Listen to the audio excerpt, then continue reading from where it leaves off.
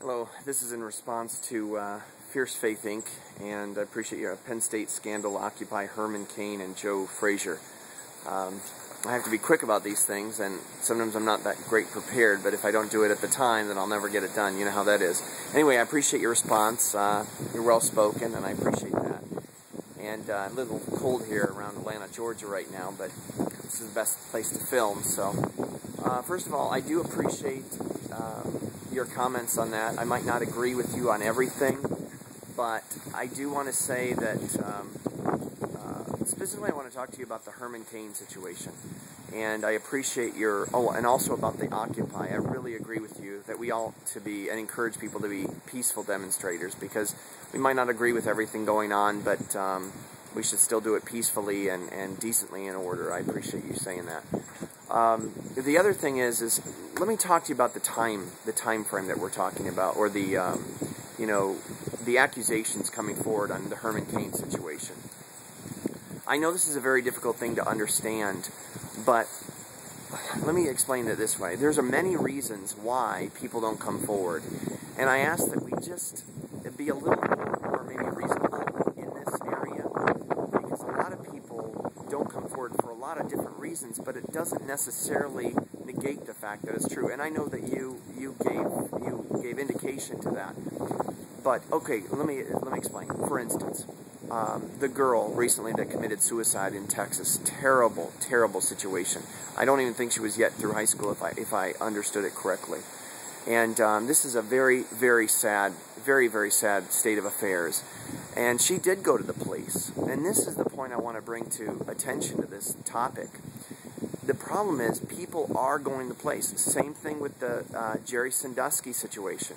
People are going to the police, but the police aren't listening and the courts aren't taking it serious. Another good example. Let's say the girl that got beat like 7-8 years ago. See, she sat on that truth for 7-8 years, even though she had proof. There's a lot of, the judge basically that beat her daughter, and I don't care what anyone says, that's beating. And then they couldn't even prosecute because of statute of limitations. There's a lot of reasons people don't come forward. The girl didn't come forward. She was 16 at the time, and she sat on that evidence for all these years, but it doesn't mean that it didn't happen. In my own personal experience, I've reported things to, for instance, Walled Lake Police Department. It's one of many police departments, Walled Lake, Michigan, that I reported someone breaking in my apartment, and also another situation a year before that. And the problem is people many times won't even take a report. I wrote a whole letter and everything, to come to find out they don't have nothing on record.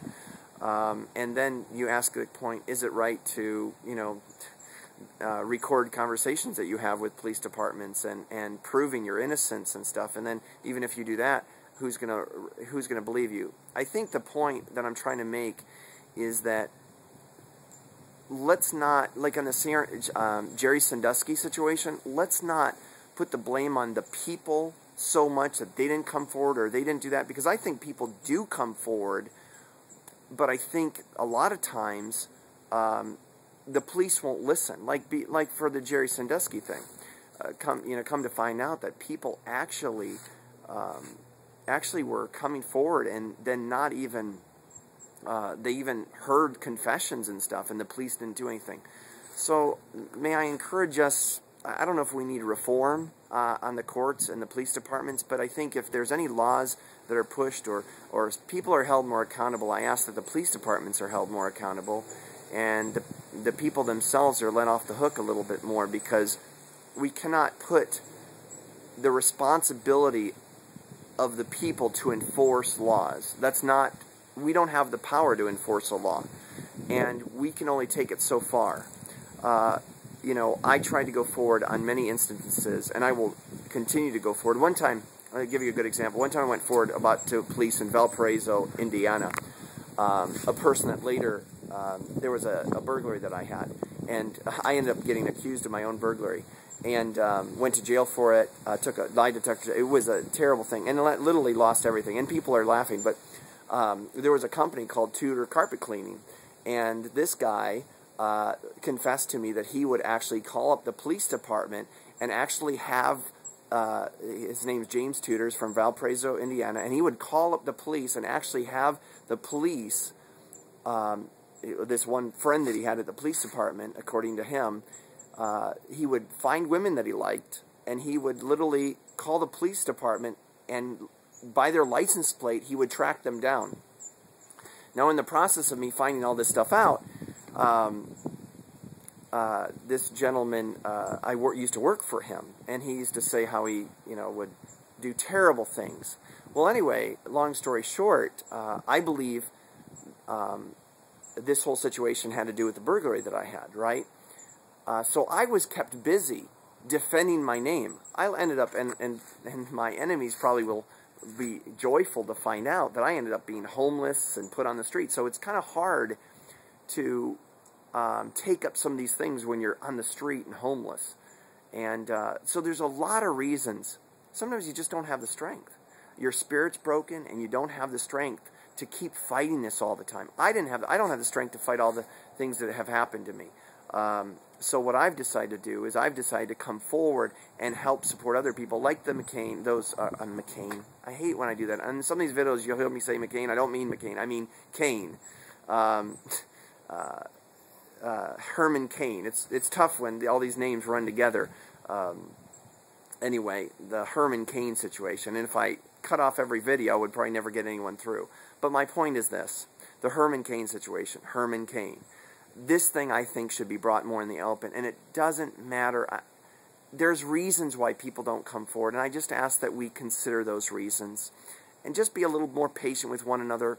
Everyone has their reasons of not coming forward. I think I can understand, honestly, why Bialik waited. I mean, here she is silent. She's silent. But then she just couldn't take it anymore. When he's starting to deny, and other people, she didn't know other people were having problems like this. She might have thought it was an isolated incident. And now it comes to light that other people are coming forward, and so she stood up for them. So I commend Bialik in that, and I commend the people, and I ask that we take this situation seriously.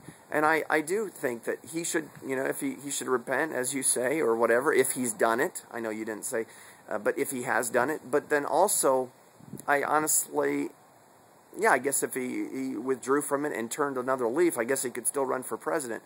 But I still think that he should focus more towards his character right now and make sure. I ask that this issue not be dropped. I ask that a full inquiry is in it, because we have a right to know, was the hotel upgraded, and a lot of people have been blaming her for like going out late at night with him, but understand that he's the one, he's the one in leadership over, she was going to him for help.